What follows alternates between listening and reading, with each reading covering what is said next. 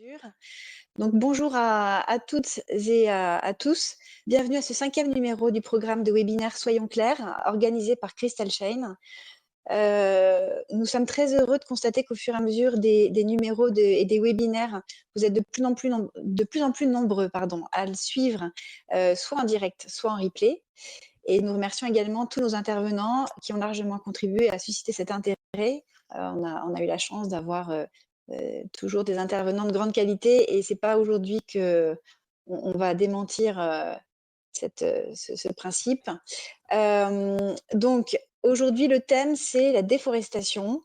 On était tout à l'heure en train d'énumérer une liste peut-être non exhaustive encore de quelques produits. Donc le point commun entre le soja, le cuir, le cacao et bien d'autres, c'est la prochaine réglementation sur la déforestation. Donc nous sommes très heureux d'accueillir aujourd'hui donc maître Stéphane Brabant, Senior Partners et Senior Statement Chamber Global 2022 et 2023. Vous êtes reconnu, Stéphane, pour être un des plus grands experts et avocat spécialisé en droit humain et plus particulièrement expert dans la mise en œuvre d'une cohabitation entre le respect des droits humains et l'application des grands accords internationaux, commerciaux ou d'investissement. Également, Alain Karsanti, donc vous êtes chercheur économiste au CIRAD. Donc, je rappelle, le CIRAD, c'est le Centre de coopération internationale en recherche agronomique pour le développement. Et pareil, vous êtes un expert internationalement reconnu et sollicité sur ces sujets de déforestation. Donc aujourd'hui, on va balayer pas mal de sujets. On est les uns et les autres encore, enfin surtout plus vous d'ailleurs que nous, encore en train de travailler sur ces sujets qui sont pour certains encore à préciser par des prochains décrets ou d'autres précisions de la loi. Donc, pour démarrer cet échange, je vais peut-être d'abord me tourner vers vous, Alain, pour un premier constat, en fait. Pourquoi est-ce que c'était si urgent de mettre en place une réglementation européenne sur cette déforestation et quelle est la part de la consommation européenne, justement, qui contribue à cette déforestation? Merci, Karine. Alors, effectivement, c'est urgence, je ne sais pas. Disons que ce qu'on sait, c'est que la déforestation, c'est un facteur qui contribue, c'est un des éléments qui contribue au réchauffement climatique, puisqu'environ 10 à 12% en moyenne, ça dépend des années, des émissions anthropiques des gaz de CO2 est issu de la déforestation, c'est-à-dire qu'on voit que c'est une partie du problème qui n'est pas négligeable, qu'en plus qu'il y a des pertes très importantes de biodiversité, avec des problèmes également. Déforestation, c'est des problèmes de perte de biodiversité, de changement climatique, d'émissions de CO2, et également ce qu'on sait maintenant aussi, excusez-moi, c'est tout le problème lié au cycle de l'eau. Cycle de l'eau à la fois local et global, c'est-à-dire que l'évapotranspiration des grandes forêts tropicales joue un rôle absolument clé dans le système pluviométrique mondial, et donc voilà, on a donc un intérêt écologique absolument fondamental à préserver ces forêts tropicales et à éviter, à enrayer leur destruction annuelle. Alors, aujourd'hui, disons que la déforestation, c'est quelque chose comme... Alors ça varie, les chiffres varient beaucoup, c'est aussi un des problèmes. Tout le monde n'a pas la même définition de la forêt et tout le monde ne mesure pas de la même manière la déforestation. Si on prend la FAO qui fait un petit peu référence, en gros, on est on perd entre 7 et 8 millions d'hectares de forêt à peu près par an. Une partie, il y a aussi des reboisements, une partie également d'espaces non forestiers sont conquis par les forêts, hein, ça existe aussi, il y a des savanes qui sont boisées par exemple. Donc en gros, c'est la distinction entre déforestation brute et déforestation nette. En gros, en déforestation nette, on perd un peu plus de 3 millions d'hectares à peu près par an, nous dit la FAO. Là-dessus, il faut bien comprendre qu'il y a une part de cette déforestation qui est liée au commerce international. Donc, est-ce que nous consommons, nous, les Chinois, les Américains, etc. Et une part qui est liée à la consommation domestique de ces pays, des pays dans lesquels se trouvent les forêts, c'est-à-dire des pays du Sud. La déforestation, c'est une affaire de pays tropicaux, essentiellement. Et donc, après, la responsabilité s'établit de deux manières. contrairement à ce que beaucoup de gens pensent, la majorité de la déforestation n'est pas liée au commerce international. Disons que les 3/4 du problème viennent de la consommation intérieure. Au Brésil, par exemple, en Amazonie, on déboise surtout pour faire de l'élevage bovin. Et la principale destination de cette viande bovine, c'est le Brésil lui-même.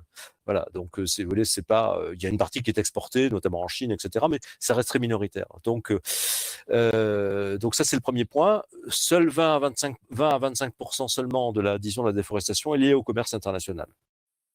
Là-dessus, l'Europe, bien sûr, qui consomme du soja, qui consomme du chocolat, donc du cacao, qui consomme de l'huile de palme, d'autres produits, a une part de responsabilité. Alors, on estime, disons que là aussi, très difficile d'avoir des chiffres précis. Disons qu'on estime qu'environ entre 10 et 15%, globalement, pour donner une fourchette, ce sera plus prudent, disons, de la déforestation mondiale, de la déforestation est liée à la consommation des Européens. Donc en gros, nous avons une responsabilité, c'est pas une responsabilité absolument fondamentale, mais nous devons faire notre part. Et nous devons faire notre part et aussi, le rôle de l'Europe, généralement, c'est aussi de donner l'exemple à travers le fait qu'on met en place un certain nombre de normes qui très souvent plus tard sont adoptées par d'autres pays. D'accord. Bah, merci beaucoup Alain pour cette, ce poser ainsi le contexte et l'enjeu. On voit quand même que ça permet effectivement de poser des jalons de prochaines contraintes ou en tout cas mesures de vigilance. Donc là, effectivement, sur le prochain point qui concerne la réglementation, Maître Brabant, je me tourne vers vous. Est-ce que vous pouvez rapidement, on rentrera après dans le détail, mais nous donner dans les grandes lignes les points de cette réglementation européenne et par exemple sur quel type de matière elle va porter? Voilà, Alors, de façon un petit peu plus globale et liminaire, ce que je voudrais dire d'abord, c'est que pour un jury, j'ai écouté avec beaucoup d'attention Alain Karsenki, qui est connu et reconnu sur le plan mondial pour ses connaissances et pour nous éclairer en matière de déforestation. Pour ça, je suis très heureux et même très honoré d'être à ses côtés aujourd'hui. Ce que je dois dire pour un jury, c'est que c'est pas facile comme tâche aujourd'hui. Parce qu'on parle d'un texte, on va y revenir, qui n'est pas finalisé totalement. Enfin, normalement, on va considérer qu'il est finalisé, mais il n'est pas encore adopté de façon définitive. On est encore à l'état d'un accord, on va revenir dessus, par les 3 institutions européennes. C'est tout de même un point fondamental. Mais pas finalisé, ça veut dire pas appliqué non plus. Donc ça veut dire que pour nous, juristes, les points de repère sont délicats. Parler de textes qui ne sont pas encore en vigueur et qui ne sont pas appliqués et qui ne font l'objet d'aucun texte parallèle pour leur application. Et dans cette matière, on le verra progressivement avec Alain, la complexité de la mise en application n'est pas maigre. Et donc, nos points de repère pour nous juristes ne sont pas faciles. Je ne veux pas m'excuser par avance de dire je ne sais pas, mais je veux dire par là, soyons prudents et très humbles devant ces textes.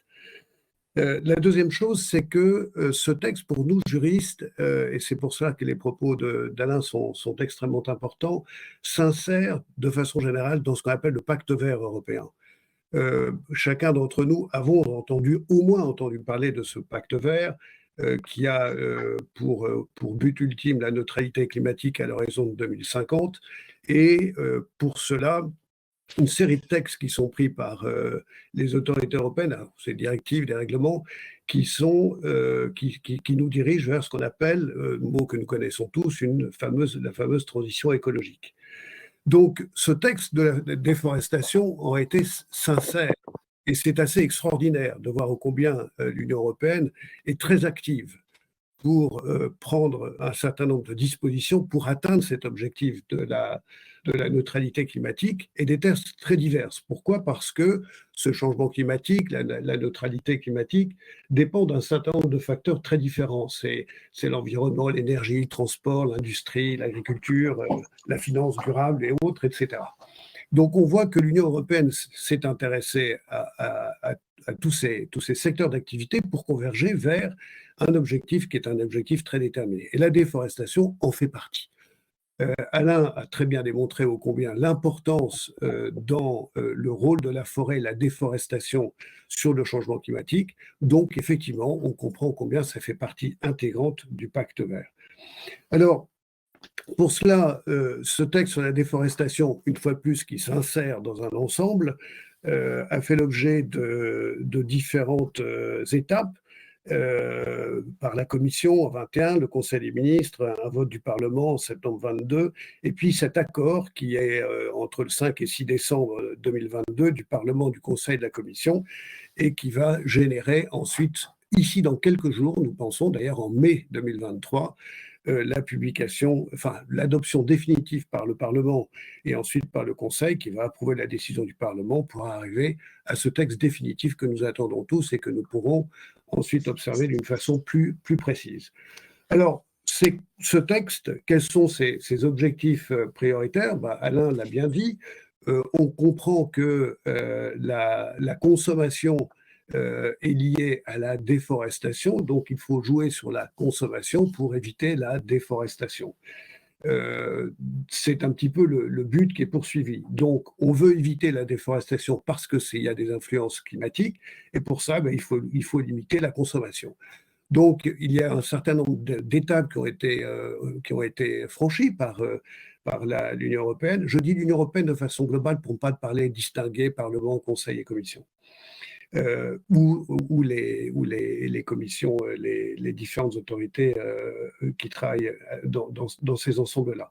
Donc, limiter la consommation, ils ont observé qu'il y avait un certain nombre de produits qui, effectivement, étaient à l'origine de cette déforestation, et notamment le soja, l'huile de palme, le cacao, le bœuf, le cacao, le bois et aussi le caoutchouc sont des éléments qui sont à agriculture, on va dire, un petit peu intensive ou extensive, en plus génératrice de revenus pour les pays qui les produisent. Et je crois qu'Alain sera plus à même d'en parler que moi, mais on le voit qu'ils sont rémunérateurs aussi, qu'ils sont générateurs de revenus. On a vu avec le soja au Brésil, qui est un point qui a fait l'objet de nombreux articles de presse. Donc, qu'est-ce qu'on s'est dit? On s'est dit tout simplement, limitons la possibilité de devoir cultiver tous ces produits et que nous les consommions. Donc, c'est un peu le lien qui a été fait. Donc, ça va être une interdiction de la mise sur le marché par des opérateurs, par les commerçants, de l'ensemble de ces produits et de leurs produits dérivés. Alors, on y reviendra un petit peu avec Alain dessus parce que c'est toute la complexité pour les entreprises. Quels sont les produits qui sont dérivés de ces produits qui seront donc interdits d'importation, notamment d'importation des pays tiers. Alors, quand on dit d'importation des pays tiers, on voit bien que l'Europe prend un rôle important dans le monde, de se dire nous allons agir pour le changement climatique, puisqu'il n'y a pas de frontières, et agir sur la déforestation qui en est un des éléments. Donc là, la réglementation a fait ce qu'on appelle en anglais un cut-off date et a prévu que ce seront des terres ou de provenance de ces produits depuis le 1er janvier 2021. Donc, tout ce qui sera observé, c'est de dire aux entreprises, attention, si vous utilisez ces produits sur des terres qui ont fait l'objet de déforestation depuis le 1er janvier 2021, alors ces produits seront interdits, je vais le symboliser, on ne pourra pas les importer, on ne pourra pas s'en servir, on ne pourra pas les inclure dans certains autres produits de consommation, on ne pourra plus les consommer. Donc voilà, cut-off date, c'est le 1er janvier 2021. En plus, cette réglementation dit très clairement aux opérateurs et aux grands commerçants, non seulement vous devrez faire attention à cette déforestation, l'origine déforestée de vos produits, mais en plus, vous devrez veiller à ce que les produits que vous importez seront produits conformément à la réglementation applicable dans le pays. Et là, là, on peut aller très, très loin, et ce sera toute la complexité pour les entreprises dans ce qu'ils devront faire, à savoir de se comporter avec vigilance. Là, je suis déjà trop bavard, à savoir, c'est de veiller à ce que les produits importés n'auront pas fait non plus l'objet, par exemple, de violations de droits humains. Et là, c'est le lien avec la directive ou le projet de directive européen sur la vigilance que les entreprises doivent avoir dans le respect des droits humains. Je vais m'arrêter là parce que ça pourrait durer très longtemps et je pense que c'est un petit peu les lignes générales que je devais donner, et je laisse à Alain naturellement le soin de commenter mes propos qui sont peut-être mériteraient encore plus de précision. Non, mais ce qui est bien effectivement, Maître, c'est que vous vous plantez effectivement aussi le cadre juridique de toutes ces contraintes. Donc, pour rebondir, si j'ai bien compris, la loi devrait être plus ou moins adoptée globalement donc en mai 2023. Et après, sa date d'application, c'était une des questions aussi. Alors, est-ce qu'on avait évoqué des périodes, hein, enfin des durées? Alors, l'un ou l'autre. Oui, alors c'est assez simple et, pour les entreprises, parce que évidemment, avec Alain, on parle beaucoup, on sait très bien, on convient pour les entreprises, c'est des aspects pratiques qui les intéressent de savoir ce qui va se passer. Alors, ce qui va se passer, c'est qu'on attend mai 2023, c'est-à-dire dans quelques semaines ou quelques jours, pour avoir la publication au journal officiel, enfin, en tous les cas, l'adoption définitive par le Parlement et par le Conseil, puis la publication au JO et l'entrée en vigueur, ça c'est conformément au droit européen, c'est 20 jours plus tard. Ensuite, la mise en œuvre est prévue de 18 mois à compter de la date d'entrée en vigueur pour les opérateurs et les commerçants. Donc, ça fait environ novembre 2024. Et donc, c'est la date à laquelle la traçabilité, les obligations de traçabilité de l'origine des produits va commencer. C'est véritablement à ce moment-là que le droit sera mis en œuvre. Et ça sera 24 mois. Il y a un petit délai de transition pour les plus petites entreprises, donc qui auront un petit peu plus de délai. Et il y a beaucoup à dire aussi sur la façon d'agir qui est différente entre les grandes entreprises, les petites entreprises et selon les pays à risque élevé, faible ou standard. Voilà, pour donner un petit peu un schéma rapide, mais je laisse la parole à Alain. Si. Non, enfin oui, je peux prendre la parole, merci. Non, je veux simplement dire, alors je ne veux pas revenir sur les questions de délai. Je voulais juste reprendre un point. Enfin bon, Stéphane l'a bien précisé, mais je pense que c'est important parce qu'il y a un peu ce débat, il y a un peu ce débat dans l'Union européenne et il y a ce débat dans la société. Faut-il manger moins de chocolat, faut-il disons importer moins de soja? Je dirais que à la fois oui et non, c'est-à-dire qu'au fond, ce qui va être important, ça va être d'essayer de ne pas pénaliser les pays producteurs et notamment je pense surtout aux petits producteurs. Hein. Moi, j'ai une expérience beaucoup tournée vers l'Afrique. Je connais par exemple l'Afrique de l'Ouest et je vois l'importance aujourd'hui du cacao pour faire vivre les familles et les paysans d'Afrique de l'Ouest, donc du Ghana et de Côte d'Ivoire par exemple, et aujourd'hui du Cameroun, où ça se développe beaucoup. Donc il est tout à fait important, il sera tout à fait important de faire en sorte que cette réglementation ne se traduise pas par une pénalité des petits producteurs, parce que au fond leur principal débouché c'est des planteurs de cacao, c'est vers l'Europe pour la fabrication de chocolat et avec peu de consommation intérieure. Hein, donc de ce point de vue, et donc de ce point de vue, ce serait vraiment dramatique du point de vue social.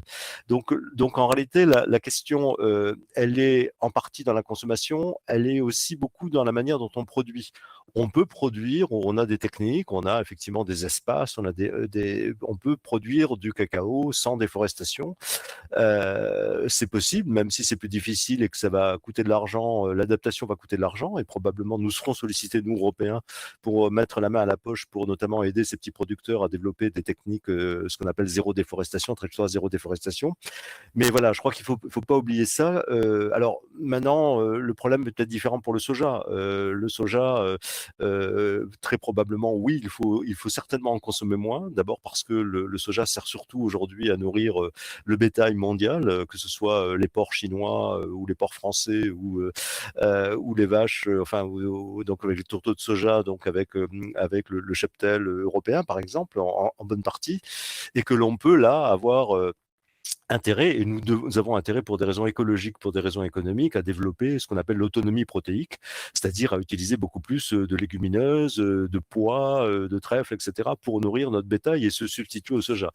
Donc en fait, voilà, je crois qu'il faut vraiment regarder cette question de la production.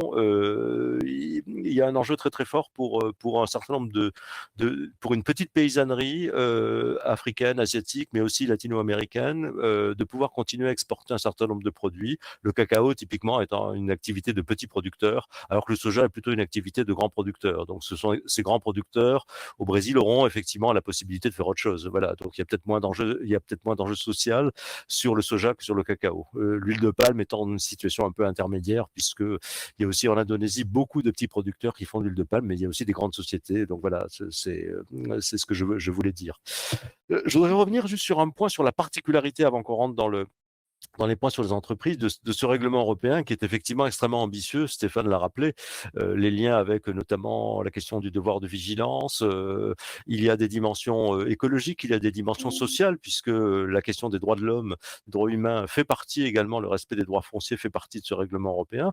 La différence notamment avec on n'est pas les premiers, hein, l'Europe, le Royaume-Uni nous a précédés depuis fin 2021. Ils ont effectivement une loi qui est un petit peu une loi similaire sur la question de la déforestation importée. Et les Américains, d'ailleurs, aux États-Unis, il y a, alors je crois que c'est pas encore, la loi n'a pas encore été adoptée, mais enfin, disons qu'elle doit être discutée prochainement au Sénat et à la Chambre américain. La différence entre ces textes de loi, soit en préparation, soit déjà adoptés au Royaume-Uni, et le texte européen, c'est que là où l'Europe fixe une définition de la forêt très précise, c'est-à-dire que l'Europe dit la forêt pour nous, c'est 10% de couverts forestiers. C'est la définition de la FAO, hein, qui est une définition communément admise, mais il faut savoir que tous les pays n'ont pas, loin de là, la même définition de la forêt. Là où nous proposons une définition de la forêt, et nous Européens, et nous mettons une cut-off date, c'est-à-dire une date limite qui est fixée au 1er janvier 2021, pour dire avant le 1er janvier 2021, il y a, disons, tout ça est amnistié. Après le 1er janvier 2021, si la déforestation, les produits ne peuvent pas rentrer sur le marché européen. Les Britanniques, par exemple, s'alignent sur la réglementation, sur les lois du pays d'origine. C'est-à-dire, s'il y a un produit est issu de déforestation légale en Indonésie, il peut rentrer sur le marché britannique. Voilà. Tandis que s'il est issu de déforestation légale en Indonésie, mais que ça ne correspond pas aux critères que l'Union européenne a adoptés et a fixés, ça peut être légal dans le pays producteur, mais pas acceptable au niveau européen. Donc nous allons beaucoup plus loin que les autres de ce point de vue, et probablement, enfin de toute façon, c'est pas probablement, le Brésil, l'Indonésie, la Malaisie ont déjà annoncé des recours juridiques au niveau de l'OMC, voire pour des raisons, alors là c'est plus technique, l'Indonésie au niveau de la Cour européenne de justice, notamment parce qu'il y avait des règlements, il y avait un accord sur le bois, notamment sur le bois légal, qui va être d'une certaine manière remise en cause par ce règlement européen. Donc l'Indonésie a annoncé qu'elle allait probablement entamer des actions contre l'Europe, contre la Commission européenne, à la Cour européenne de justice pour non-respect, disons, d'engagements commerciaux bilatéraux qui avaient été conclus auparavant. Voilà, donc nous allons probablement, donc il faut voir l'ambition de ce règlement européen qui est très forte, qui est plus forte que les autres, et qui va aussi certainement poser un certain nombre de problèmes du point de vue avec les pays partenaires, soit en termes de représailles commerciales, soit en termes de plainte à l'OMC ou autre. D'accord. Bah, merci beaucoup, Alain. Je suis désolée, petite remarque, j'ai un problème de connexion et je pense que j'ai ma caméra qui clignote, voilà, qui se coupe automatiquement. En fait, si pour résumer donc ce que l'un et l'autre vous venez de dire, clairement, de toute façon, la volonté quand même de l'Union européenne, c'est de contraindre, si ce n'est de pousser à minima, de contraindre quand même les entreprises à se pencher réellement sur leur supply chain, à regarder ce qui se passe effectivement réellement dans tout le processus de production. Je reviens sur un point tout à l'heure, quand on évoquait effectivement les dates d'application. Donc, ça veut dire que. Est-ce que déjà, effectivement, c'est une obligation pour les entreprises ou on va les pousser à regarder? Est-ce elles seront contraintes de pouvoir tracer les produits qui seront mis sur le marché européen? Oui, tout à fait. Alors, avant d'aborder cela, c'est une question commune pour Alain et moi-même, rebondir sur ce qu'a dit Alain et insister sur ce qu'a dit Alain tout à l'heure, à savoir sur les petits producteurs. Il y a quelque chose d'intéressant dans ce règlement aussi et que l'on voit dans la démarche européenne. C'est un souci d'équilibre. Et l'équilibre, il est autant dans la relation État à État que des acheteurs et des producteurs. Et à savoir que la réglementation prévoit que les États d'Europe devront s'impliquer, je ne vais pas aller dans les détails, sur un soutien auprès des pays producteurs pour veiller à ce que ces pays producteurs, et je crois qu'Alain a vraiment raison, ne soient pas victimes d'une réglementation qui est une réglementation européenne qui se veut être vertueuse pour la transition écologique, pour la neutralité climatique qui n'a pas de frontières, mais que ça ne soit pas aux dépens d'eux. Et ça, c'est très important de le souligner. C'est un petit peu quelque chose que je mettrai en parallèle aussi avec les exploitations de fossiles. En matière pétrolière, en Afrique, on a aussi le débat très intéressant, puisque chacun sait que je suis très impliqué aussi sur l'Afrique depuis dans plus de 35 ans, et c'est aussi une question qui est posée. Et là, la solidarité se doit et la recherche d'un équilibre aussi. Et aussi, cet équilibre se veut, et on le retrouve aussi dans le devoir de vigilance d'une certaine façon aussi, ce qui est très intéressant, c'est aussi la démarche des sociétés vis-à-vis des petits producteurs. Et donc là, dans la réglementation, sont prévues des dispositions qui font que les grandes sociétés, on va dire européennes, se doivent dans leur démarche vis-à-vis des petits producteurs de prendre des dispositions pour qu'ils ne soient pas pénalisés, voire les encourager à trouver des voies pour diversifier ou améliorer leur système de production. Alors, c'est aussi des choses qu'on trouve, mais c'est un autre sujet, mais assez lié aussi avec la déforestation, puisque on en parle beaucoup, c'est toute la transition européenne en matière environnementale et du travail, avec le travail forcé et le travail des enfants. Et la transition aussi en matière de travail forcé, notamment le travail des enfants plutôt, est aussi un point très intéressant et qui se conjugue très souvent d'ailleurs avec ces problèmes de déforestation, en ce sens que c'est un travail qui est lié avec ce type d'activité. Alors maintenant, sur aussi les dérivés, c'est-à-dire que des États pourraient être tentés de se dire, bon, on ne peut plus vendre de façon facile en Europe, donc on va aller ailleurs. Ne nous trompons pas non plus, les entreprises devront être assez vigilantes, c'est le cas de le dire, parce que dans la réglementation, il y a des dispositions assez précises sur les produits un peu, je ne sais pas comment on les appelle, déviés ou qui vont faire le tour du monde avant de revenir en Europe. Et dans les obligations de vigilance, et ça fait le lien avec votre question, Karine, oui, tout à fait. Dès que la réglementation sera en vigueur, c'est-à-dire environ en novembre 2024, les entreprises, donc les opérateurs et les grands commerçants, auront immédiatement des obligations de répondre aux conditions de ce règlement, et notamment, puisque c'est un règlement, ce n'est pas une directive, donc d'application directe, et les entreprises se devront de faire ce qu'on appelle la diligence raisonnée, ça a été évoqué tout à l'heure par Alain, c'est-à-dire de prendre un certain nombre de mesures qui vont faire qu'ils pourront bien identifier l'origine des produits en question et qui fera l'objet de leur part d'une obligation parallèle à cette traçabilité. Et je crois qu'on va en parler plus en détail, je vais m'arrêter là pour aller dans les détails après avec Alain, c'est des obligations de déclaration de la part des entreprises. Donc, les entreprises devront prendre des mesures de diligence, dites raisonnées, c'est-à-dire une obligation de moyens pour nous juristes, que l'on pourrait détailler fortement maintenant, et ça fera l'objet d'une déclaration. Et cette déclaration, eh bien, cette déclaration de diligence raisonnée, c'est la base un peu de ce qui va advenir du produit. Est-ce qu'il va pouvoir passer la frontière ou pas? Est-ce qu'il va faire l'objet d'un signalement? Est-ce qu'il va faire l'objet de la part des entreprises de déclencher de leur part, avant que ce soit une interdiction, de prendre des mesures pour éviter l'interdiction et donc de trouver des moyens de faire en sorte qu'il n'y ait pas d'effet négatif sur la déforestation? Il y a toute une panoplie et ça va jusqu'à effectivement l'interdiction, voire la sanction. Donc vous voyez, la démarche dans la déforestation est très intéressante parce qu'elle est très parallèle, elle est très parallèle avec le devoir de vigilance, que ce soit celui français pour nous Français ou dans le projet de directive qui est très, très, très ressemblant. Donc il y a une cohérence dans l'approche juridique de l'Union européenne dans ces différents sujets.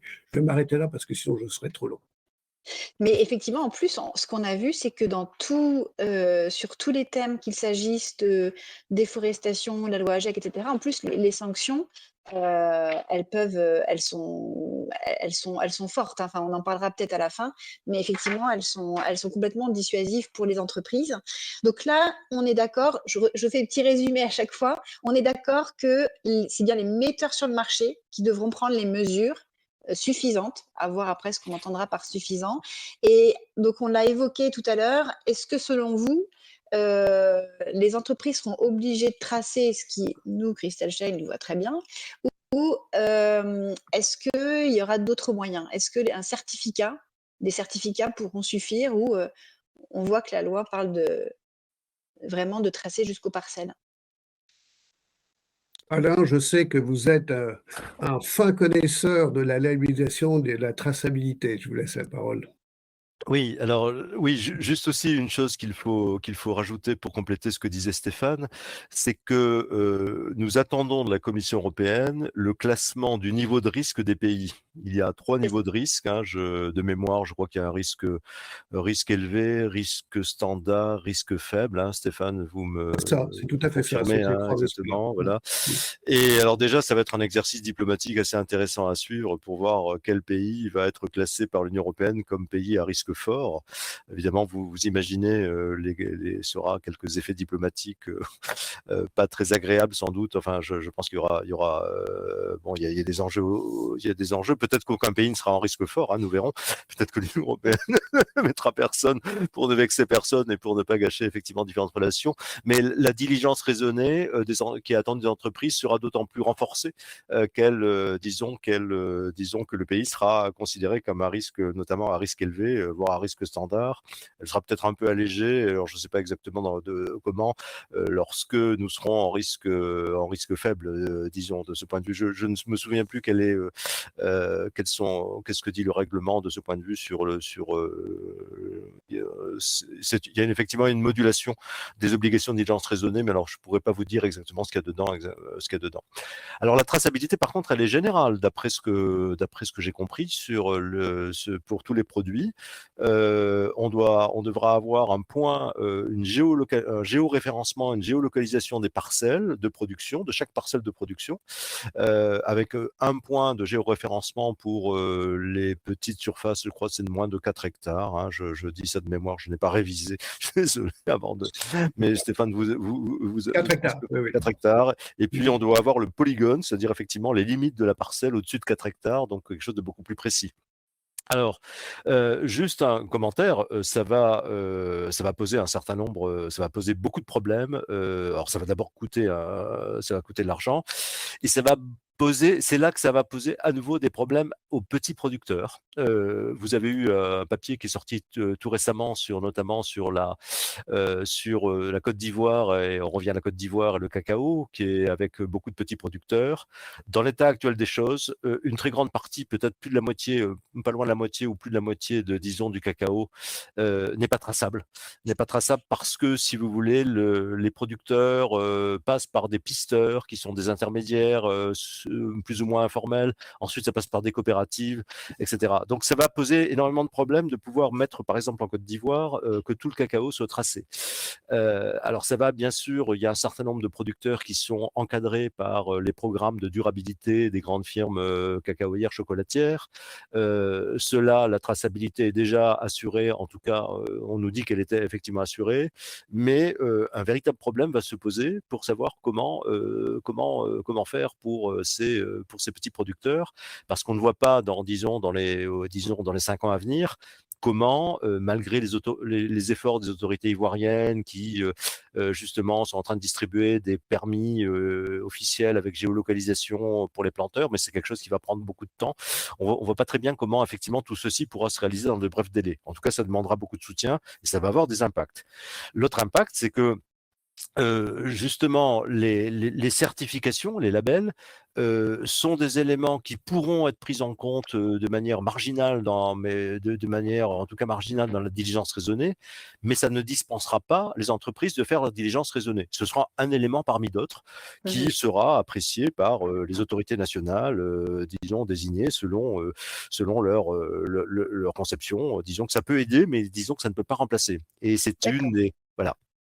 Donc ça, c'est quand même une très forte, enfin, un très grand changement pour les entreprises, puisque si je fais juste rapidement, là, je parle plus pour les gens qui travaillent dans le secteur de la mode et l'habillement. Sur la loi AGEC, c'est qu'il y a pas cette, obligation, on doit informer le consommateur, mais il n'y a pas cette obligation de tracer jusqu'aux parcelles. C'est quand même un gros changement.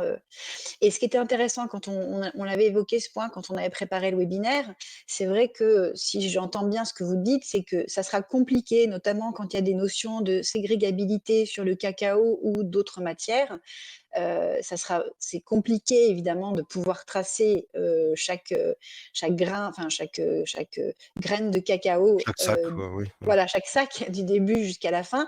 En revanche, ce qui est intéressant, c'est que ça permet de tracer l'ensemble du processus, ça permet à l'entreprise d'identifier les points de vigilance qui peuvent être différents d'une matière à une autre d'ailleurs. C'est-à-dire que peut-être pour le cacao, ça sera justement au tout démarrage, le soja, ça sera à un autre moment. Il y a des obligations qui sont communes dans cette loi à toutes les matières concernées par la loi, mais en revanche, les vigilances d'une matière à l'autre et les moyens mis en œuvre pour pouvoir répondre à la réglementation seront différents. Donc, il faudra ajuster ça vraiment d'une matière à l'autre. Bah, pour le Et alors, cacao, par exemple, vous avez un problème, c'est le travail des enfants, qui est puis beaucoup d'autres produits agricoles, notamment en Afrique, hein, mais aussi où, pour des tas de raisons, si vous voulez, vous avez des enfants qui participent aux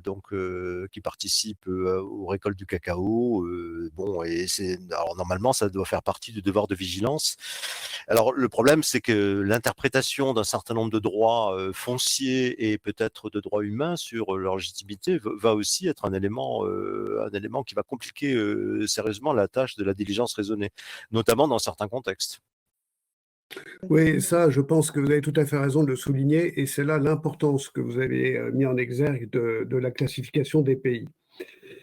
Effectivement, ce sera des risques élevés, standards et faibles, et les critères de base vont s'appliquer sur la diligence raisonnée. À savoir que les entreprises doivent savoir de quel pays va provenir leur produit, et ça peut être différents pays, pour pouvoir déterminer exactement quel est le contenu et l'étendue de leur diligence raisonnée. Ce qui est fondamental, parce que c'est là où est le siège de la responsabilité. Alors, les critères de base qui vont être retenus pour l'établissement de cette liste de pays, c'est le taux de déforestation actuel des pays, le taux d'expansion de la production agricole et les tendances de production de chacun de ces pays. Et seront ajoutés des critères additionnels possibles, et c'est ça qui va être très intéressant au niveau des entreprises, c'est les engagements climatiques des pays, le niveau de transparence, la conformité des lois qui protègent les droits humains, et notamment ces références au droit international indirectement, tel qu'il est applicable dans le pays du produit, et notamment ce qu'on appelle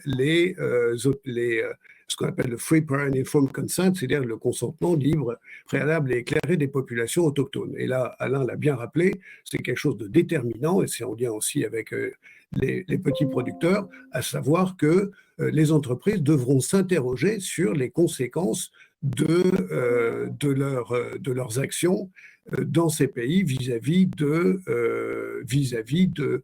cette déforestation ou pas déforestation, les conséquences de leurs achats.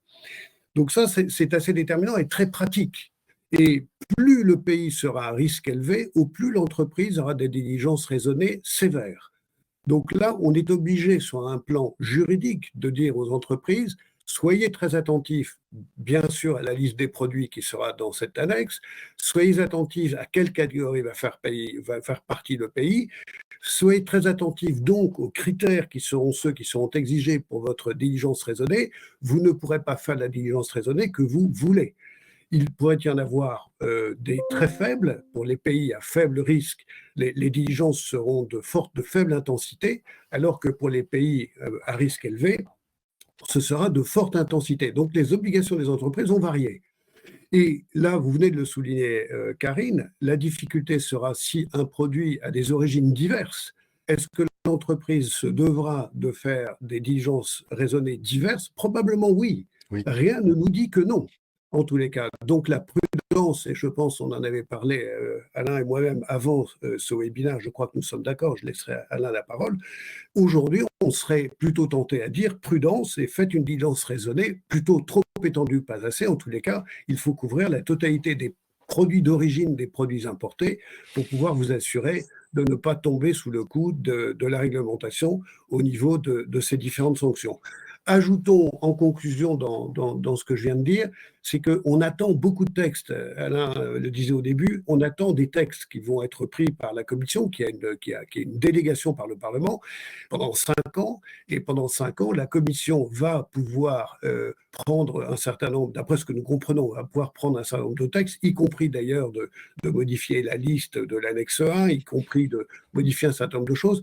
Mais en tous les cas, on devrait être très attentif. Et ces autorités compétentes, qui seront désignées par État en plus de remonter au niveau de la Commission, c'est comme ça que ça va se passer, chaque autorité, elle, se mettra en œuvre de pouvoir aider, on va le dire comme ça, ou contribuer aux côtés des entreprises pour une mise en œuvre qui soit une mise en œuvre, on va dire, intelligente, raisonnée et pas nécessairement tournée vers la sanction. Le but, c'est pas de sanctionner. Le but, c'est de prévenir. C'est comme le devoir de vigilance. C'est vraiment de contraindre les entreprises, enfin de pousser, on va dire plutôt, de pousser les entreprises à changer leurs pratiques et d'être incitatifs. En vous écoutant quand même, je me dis que sur les pays qui seront à moindre risque, les entreprises risquent peut-être de constater une augmentation des matières premières, parce que si elles ont besoin de mettre en œuvre moins de procédures, ça peut avoir un impact sur le coût de la matière première. Oui, et puis Alors, beaucoup d'entreprises vont s'éloigner, décider de ne pas s'approvisionner dans des pays à fort risque parce que la charge, le coût de la diligence raisonnée sera jugé sans doute prohibitif, les formalités trop consommatrices de temps, etc. Et c'est pour ça qu'il y a une dimension, enfin moi j'ai critiqué cette réglementation, il y a une dimension punitive, notamment par le fait qu'on ne s'intéresse pas aux labels, qu'on les prend, c'est-à-dire qu'au fond, si vous êtes un producteur clean, propre, qui travaille bien dans un contexte de gouvernance très défaillant, dans un pays où il y a beaucoup de déforestation, où la corruption est importante, mais que vous travaillez correctement, etc., bah, vous risquez de perdre un certain nombre de clients, peut-être pas tous, mais un certain nombre de clients, tout simplement parce que, quel que soit, même si vous êtes certifié avec certification FSC pour le bois ou des certifications qui intègrent des critères zéro déforestation pour le cacao, l'huile de palme, hein, RSPO par exemple, eh bien, ce ne sera pas suffisant et votre client, votre acheteur devra faire cette diligence raisonnée, qui peut être extrêmement contraignante et pointilleuse pour les pays à fort risque. Et de ce point de vue, je trouve qu'il y a une logique un peu de punition collective, c'est-à-dire que si vous n'avez pas la chance, si vous avez la malchance tout au moins de travailler dans un environnement qui est un environnement effectivement suspect, eh bien, malgré tous vos efforts, vous allez être au fond plus ou moins à la même enseigne que les autres. Et donc ça, je pense que c'est un gros défaut de disons, de ce règlement. Alors, il y a peut-être, ceci étant, chez Crystal Chain, on aime bien se mettre, prendre un peu de recul pour voir aussi bien nos marques clientes que tous les différents acteurs. Il y a peut-être pour le coup des opportunités à prendre pour les marques entreprises de se dire justement, on va peut-être aller sur des zones, des pays à risque, mais en faisant un vrai travail d'accompagnement pour peut-être contribuer à améliorer des pratiques qui aujourd'hui justement ont un vrai effet négatif. Il y a peut-être des entreprises qui feront ce choix de se dire, bah, écoutez, quitte à se remonter les manches pour se remonter les manches, autant le faire de manière peut-être utile. Je reviens peut-être sur des questions parce qu'on a aussi une autre question. Alors, on répondra aux questions en fin, mais là, ça illustre également, ça rejoint une question qu'on se posait à la préparation. On s'était donné quelques cas un peu pour se dire, alors, donc demain, potentiellement, un sac en cuir en cuir de vachette pourra être concerné par la réglementation. On avait le fameux exemple du yaourt au lait de soja aromatisé au cacao, où là, on ne savait pas dans quelle catégorie est-ce qu'il était doublement assujetti à cette réglementation.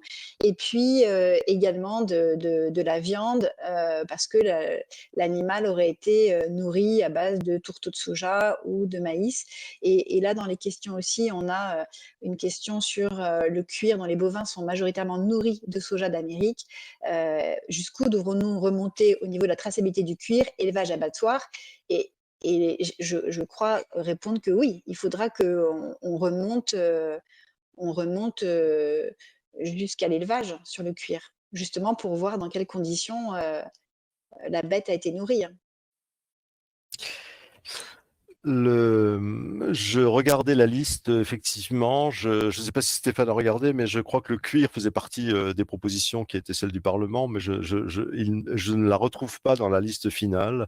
La liste finale, dans les produits dérivés, je vois simplement les meubles, le papier imprimé, le chocolat, certains produits dérivés à base d'huile de palme et le charbon de bois Le cuir aussi, je et le crois. cuirier. Bon, Oui, d'accord, oui, alors oui, je je mets pense un que oui, culpa. oui. Je pense que le D'accord. cuirier, et ça, c'est certainement, enfin moi en tous les cas, on va s'exprimer, on s'exprime, Alain et moi-même, sous réserve, parce qu'une fois de plus, je Bien l'ai dit en sûr. introduction, on a des textes qui ne sont pas encore tout à fait finalisés, et il y a eu des changements de dernière minute qui ont été insérés dans le rapport, le fameux rapport du 6 décembre. Donc, c'est par exemple les établissements financiers et autres. Alors, petit point là-dessus pour rebondir. Je pense que n'oublions pas qu'on parle bien d'obligation de moyens.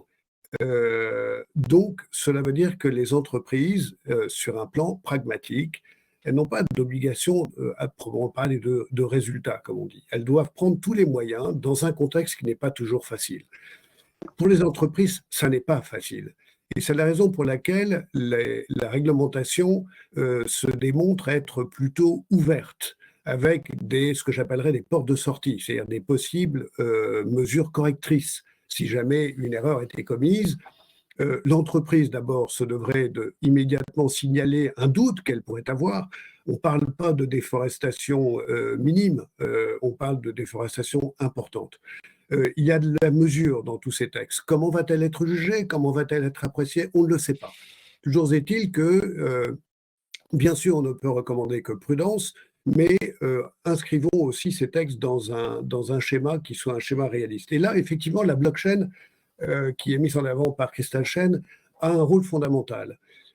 Pour nous, juristes, quand on parle d'obligation de moyens, c'est pareil pour le devoir de vigilance, c'est pour l'entreprise de pouvoir démontrer, de pouvoir prouver qu'elle a pris tous les moyens pour s'assurer que le produit ne vient pas d'une zone qui a été déforestée depuis le 1er janvier 2021. Et on parle de certains produits ou ces produits dérivés. Et les produits dérivés sont tous les produits dérivés qui sont dans la liste et issus de ces produits. Dans les produits dérivés, il y a le cuir. Aujourd'hui, la blockchain, elle peut être utile. Pourquoi? Parce que l'entreprise doit prouver, en fait, de bonne foi, qu'elle a pris toutes les mesures pour bien déterminer que dans toute sa chaîne d'approvisionnement, et c'est là la nouveauté du droit européen et du droit international d'ailleurs, on ne parle plus uniquement des activités d'une entreprise, on parle de ses activités et de toute sa chaîne d'approvisionnement. On le voit d'ailleurs dans la décision concernant Casino et ce qui se passe avec BNP aujourd'hui. Donc aujourd'hui, enfin c'est un peu différent pour BNP, pour Casino en tous les cas. Et c'est lié à la déforestation et les populations autochtones. Donc aujourd'hui, la blockchain a cette vertu, c'est que c'est un instrument, c'est un outil technique qui permet de démontrer de façon, on va dire, très juste et très plus que du papier et un crayon, de pouvoir démontrer l'origine du produit. Et par les caractéristiques de la blockchain, on ne va pas revenir, le webinaire ne porte pas sur la blockchain, mais en tous les cas, je dois souligner en tant que juriste, et j'en avais fait la déclaration dans le cadre du rapport Potier qui avait été fait sur le devoir de vigilance, la blockchain est incontestablement un outil extrêmement utile pour pouvoir établir sa déclaration de diligence raisonnée. Bon, je vais m'arrêter là parce que ce serait un petit peu long, mais je voulais tout de même le souligner. Merci beaucoup, Stéphane. Effectivement, on se rend compte effectivement qu'à travers tous les sujets nouveaux sujets de réglementation, ce qu'on constate nous aussi, là c'est juste un petit focus là, sur Crystal Chain, ce qu'on constate c'est que de toute façon le gros intérêt également de la blockchain, c'est que comme chaque acteur au fur et à mesure sait qu'il peut être contrôlé, ça responsabilise vraiment les acteurs.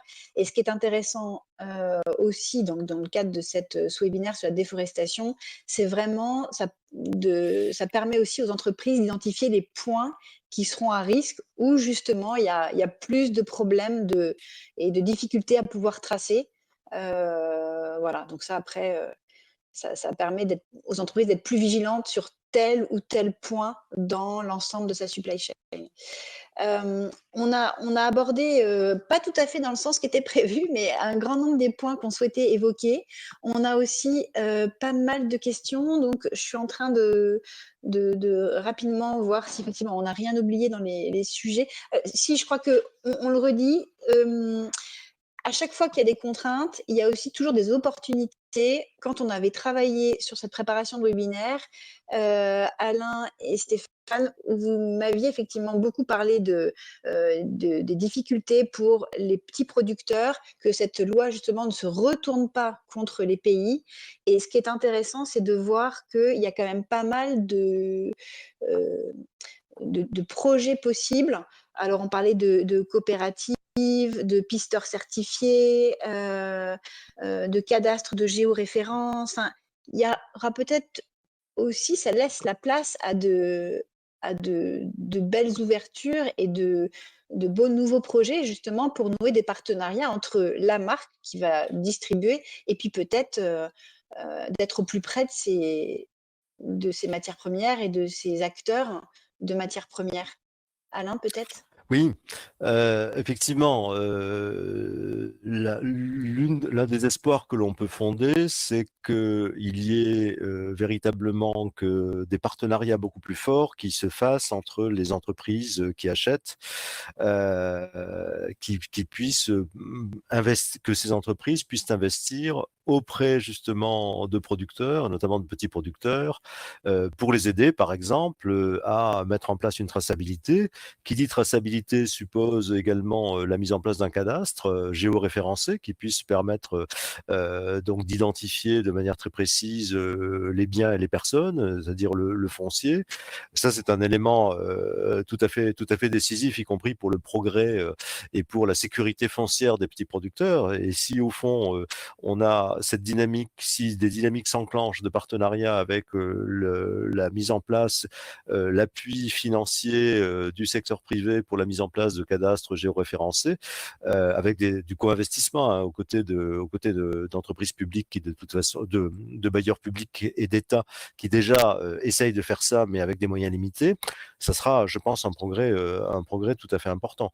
On a ça dans certaines filières. On a des systèmes d'encadrement, de coopératives, de réseaux de petits producteurs où il y a un apport de formation, de semences sélectionnées, de débouchés, de crédits et d'appui. Donc, de ce point de vue, cette logique de contractualisation, une logique de contractualisation plus importante de l'agriculture et des petits producteurs, peut être un des éléments positifs de cette, disons, de ce règlement. Nous verrons. Ce qui risque de se passer, c'est que ça risque de ne concerner qu'une partie des producteurs et une autre partie des producteurs ne seront pas, disons, ne sera pas, cette autre partie risque d'être plutôt marginalisée. C'est ce qui se passe déjà dans la filière cacao, par exemple, où on a un certain nombre de producteurs qui sont encadrés par les firmes et puis d'autres producteurs qui sont complètement en dehors. Ça, c'est, voilà. Donc, il y a des opportunités, mais ça ne concernera pas tout le monde. Que l'effet de volume sera plus incitatif quand même à englober plus d'acteurs dans ces changements de pratique. Espérons-le, oui. Je vous remercie beaucoup. Je vous propose donc rapidement, pour résumer quand même, on a vu que avec ces matières qui sont concernées, quasiment tous les secteurs sont concernés par le règlement de la déforestation. Donc, on voit qu'il y aura une application qui sera vraiment précise pour aller jusqu'à la traçabilité des parcelles et qu'il faudra que les entreprises fassent la preuve de la diligence raisonnée. Donc, à suivre également, parce que là, on a vu qu'il y a encore pas mal de textes qui sont à venir. Donc, si vous êtes d'une manière ou d'une autre concerné par ces sujets, bien surveiller. Et peut-être qu'on refera, si vous le souhaitez, un webinaire peut-être un peu plus tard quand on aura eu quasiment tous les textes. Pour reprendre les questions, alors je commence par la dernière. Quelqu'un qui me dit pourquoi zéro déforestation, on n'a pas écrit nouvel objectif mondial. Là, on est d'accord que c'est une réglementation européenne, de toute façon, qui concerne le marché européen. Après, on ne va pas encore imposer. Oui, alors c'est ça qui est intéressant pour nous juristes, c'est que chacun sait par exemple que les lois américaines et anglaises en matière de corruption ont un effet extraterritorial très important. Qui font que les entreprises sont obligées de mettre en œuvre un certain nombre de mesures de conformité avec des textes qui sont des textes qui ne sont pas européens. Et ce qui est intéressant pour nous juristes, c'est de noter que les textes européens, par contre, ont un effet extraterritorial qui est un petit peu similaire à la corruption, mais en matière plutôt de droits humains, changement climatique ou autre.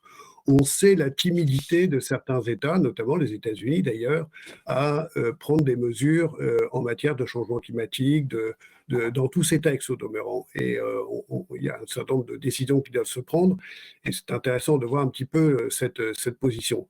En tous les cas, l'Union européenne, elle, va de l'avant sur des textes avec des effets extraterritoriaux très intéressants, et au travers aussi de ce qu'on appelle un ruissellement, c'est-à-dire une responsabilité qui part du haut et qui se découle sur toute une chaîne d'approvisionnement, et qui, sans pour autant que la société mère se dégage de sa responsabilité, ça c'est tout un art de juriste dans les écritures des contrats, mais où on est limité par le fait qu'on doit se dire que cela n'est pas parce qu'on prévoit de dire qu'à un rang 1, 2, 3 ou 4 ou 5, le sous-traitant ou la personne dans la chaîne d'approvisionnement doit remplir ses responsabilités, que cela éteint la responsabilité, on va dire, de la société mère, qui reste responsable.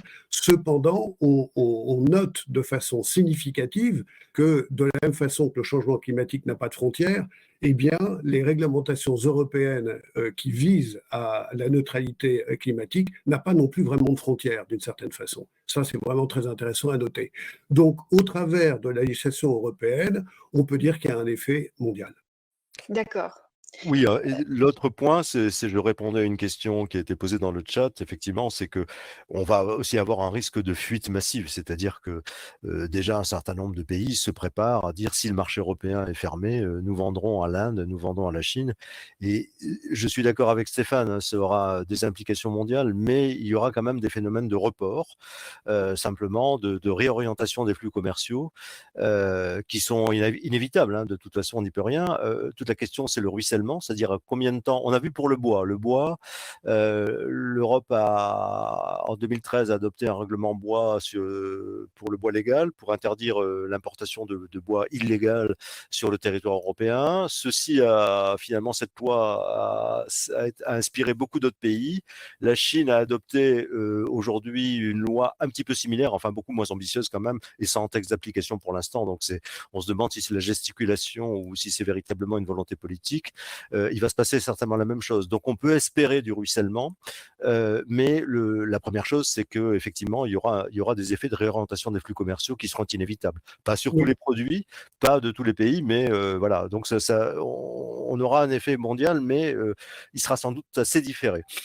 Sauf, je dois dire tout de même, dans le règlement, on note des dispositions intéressantes sur le recontrôle par les autorités européennes de produits qui auraient été transformés par ces matières-là dans d'autres pays et qui reviendraient en Europe.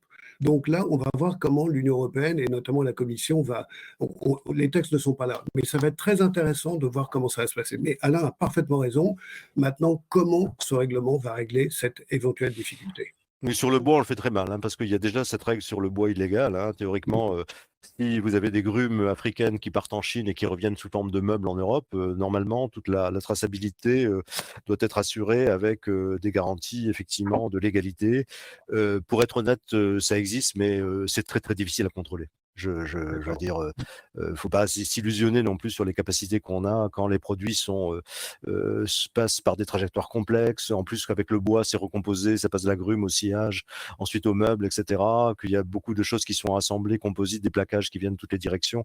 Ça va être très compliqué. Donc, de ce point de vue, voilà, il faut pas sous-estimer les difficultés de mise en œuvre. Alors, en note finale, je dirais la blockchain pourrait donner une solution à cela, parce que la blockchain pourra faire la traçabilité de tous les produits à tout moment, en quelques secondes, et pourrait être peut-être un projet de solution. Mais oui, vous avez raison, Stéphane. Le problème, c'est de savoir à quel moment il y a quelqu'un qui ment, c'est-à-dire que, par exemple, ça peut être tout simplement une fausse déclaration à l'origine, un bois camerounais qui est déclaré légal alors qu'il ne l'est pas. Voilà, et la blockchain n'a pas les moyens de savoir s'il y a eu corruption du fonctionnaire qui a délivré une fausse attestation de légalité au départ. Bon, écoutez, je vous remercie. Je précise quand même à tous nos participants que Maître Brabant est complètement indépendant et ne fait pas partie des équipes de Crystal Shine, parce qu'effectivement, je sais que vous êtes un convaincu de la blockchain. Et pour vous répondre effectivement à tous deux, je pense, et on parlait tout à l'heure de diligence raisonnée, c'est certain que de mettre en œuvre pour une entreprise cet exercice de traçabilité factuelle avec un outil comme la blockchain, ça permet quand même de faire la preuve de sa diligence raisonnée et qu'on cherche par tout moyen à contrôler son processus de production. Et d'ailleurs, ça a d'autres avantages vertueux, mais bon, ce n'est pas le sujet, effectivement. Donc là, en tout cas, merci Alain, parce que vous avez répondu à une question qui concernait des Oui, les articles effets de en fuite, hein, bois. c'est ce que je disais, oui. Exactement, Et puis le bois exactement, aussi, en même temps, et exactement. cetera. Si je Voilà. peux ajouter un dernier mot, moi, ce que je regrette, c'est que qu'on ne fasse pas plus confiance que cette réglementation ne fasse pas assez confiance aux certifications indépendantes. On n'est pas obligé de leur faire confiance aveuglement. On peut sélectionner certaines certifications, les évaluer, les suivre dans le temps, mais c'est une autre discussion. Éventuellement, je pourrais partager un certain nombre de documents que j'ai faits qui sont des propositions alternatives, mais voilà, Mais c'est très intéressant, mais je pense que peut-être justement ce travail permettra au fur et à mesure de constater que certaines certifications justement sont beaucoup plus sérieuses que d'autres et avec un peu quelques années de pratique, elles sortiront du lot. Là, pour l'instant, c'est basé sur du volontariat et il n'y a pas d'obligation pour les entreprises. Donc, peu ça tarde peut-être réellement, mais peut-être qu'au fur et à mesure, justement, certaines de ces réglementations vont sortir de l'eau puisqu'on se rendra compte qu'elles sont tout à fait avérées. Hein. Mais je Écoutez, pense qu'Alain a raison de souligner pour la blockchain la nécessité de l'intervention d'un être humain, et de la même façon que les entreprises de labellisation doivent être aussi parfois elles-mêmes contrôlées. On sait aussi combien il peut y avoir aussi parfois de la oui, oui, faiblesse dans tout à la fait. chaîne de la labellisation. Donc on voit bien, et là je suis d'accord avec Alain, il n'y a pas de système miraculeux, tout à fait. il y a toujours la nécessité de vérification humaine, et que ce soit dans la labellisation, que ce soit dans l'utilisation d'une blockchain, je pense qu'effectivement, il reste des points de faiblesse possibles. Je regarde rapidement les questions. On a un sujet sur les douanes. On organise prochainement un webinaire avec les services des douanes. Donc, j'espère qu'on pourra répondre aussi à ces points. Écoutez, je pense qu'on a fait déjà pas mal le tour. On va tous surveiller les prochains textes qui vont venir préciser justement cette réglementation. Alain, Maître Brabant, enfin, je vous remercie infiniment pour ces éclairages très précieux parce que je pense que c'est vraiment important pour les entreprises aujourd'hui d'avoir ces bases qui permettent justement de préparer, parce qu'on parle de novembre 2024, mais elles sont déjà en train de travailler sur certaines collections hautes. Donc, un grand merci. Ce webinaire donc, sera en replay. Et puis, écoutez, on est à vos dispositions. On mettra dans le mail de replay, si vous l'autorisez, on ne l'a pas fait là, on mettra peut-être un contact mail pour chacun de vous. Oui. Comme ça, si jamais il y a des questions et des points de précision, les participants pourront directement prendre contact avec vous. Voilà, merci beaucoup. À très bientôt. Et puis, merci également à tous d'avoir participé à ce webinaire. Merci. Merci Merci, beaucoup. à bientôt. Au Au revoir. revoir. Au revoir tout le monde. Au revoir.